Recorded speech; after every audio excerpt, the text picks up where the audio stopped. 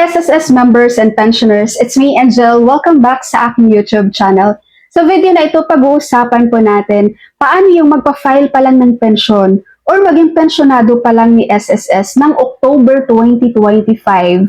Kasama ba kayo sa increase na 10%?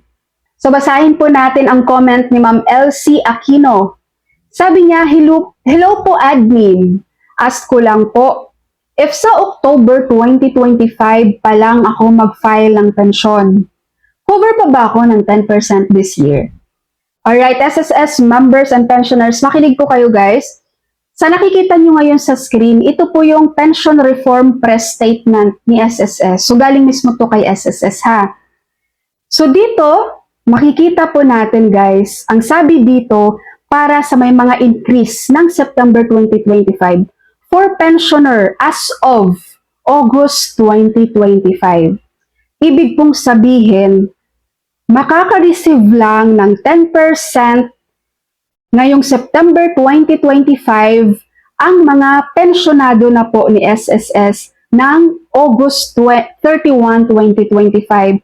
Ibig sabihin, dapat matatawag ka ng pensyonado ni SSS guys ng August 31, 2025. So dito sa nag-comment, ang sabi mo October 2025 ka mag-pension with SSS, mag-apply for pension. So ibig kong sabihin guys, hindi ka kasama sa 10% nitong September 2025. Kasi dapat po, as of August 2025 pa lang, pensyonado ka na dapat ni SSS. Pero dahil October ka pa, hindi ka kasama ngayon sa 10%. Makakasama ka lang sa 10% on September 2026. Dahil ang September 2026 for pensioners as of August 2026. Ibig sabihin, dapat pensyonado ka na ng August 2026. Okay, so dito ka pasok sa September 2026. Okay, so sa mga members dyan, pensioners dyan, kapag po, regarding sa increase guys ha, nitong 2025 sa September next month, kapag nag-apply kayo with SSS ng retirement nyo mula September 1, 2025, hindi po kayo kasama doon sa 10%. Makakasama lang kayo sa 10% sa September 2026. Okay? Maliban na lang po doon sa mga nag-18 months advance as of August 31, 2025.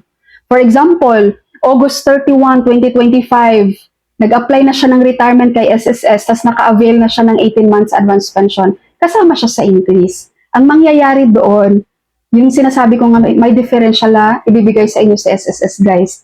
Dahil, ibig sabihin, yung mga nag-18 months advance pension, as of August 31, 2025, yung differential ng mga buwan na dapat ma-increase na kayo, yun po ang ibibigay sa inyo ni SSS. Okay, so another example guys.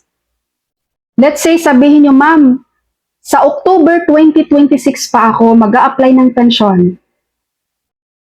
Kasama ka ba sa increase? Ang sagot din dyan, hindi.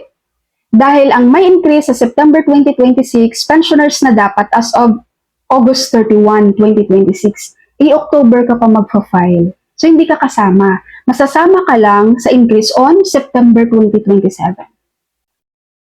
Okay? Sana po ay inyong na-gets ang aking explanation, guys. So that's all for my video for today. Thank you so much for watching, everyone. God bless you all.